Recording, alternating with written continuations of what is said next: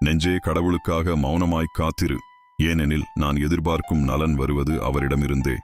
திருப்பாடல்கள் அதிகாரம் 62 5ஆம் வசனம். செபம்.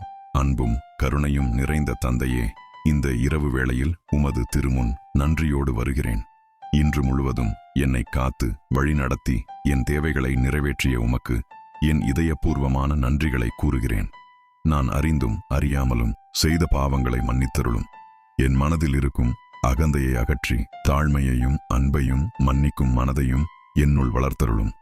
என் வாழ்க்கை உமக்கு மகிமை சேர்க்கும் சாட்சியாக அமைய அருள் புரியும். என் குடும்பத்தையும் உறவினர்களையும் நண்பர்களையும் உமது பாதுகாப்பில் காத்தருளும். நோயால் துன்பப்படுகிறவர்களை குணமளியும். மனவேதனையில் இருப்போருக்கு ஆறுதல் அளியும். வழிதவறிச் சென்றவர்களை உம்மிடம் திரும்ப அழைத்தருளும். இவ்விரவிலே நிம்மதியான உறக்கத்தை கொடுத்தருளும். நாளை மலரும் புதிய நாள் மகிழ்ச்சியும் வெற்றியும் நிறைந்ததாக அமைய ஆசீர்வதித்தருளும். ஆமென்.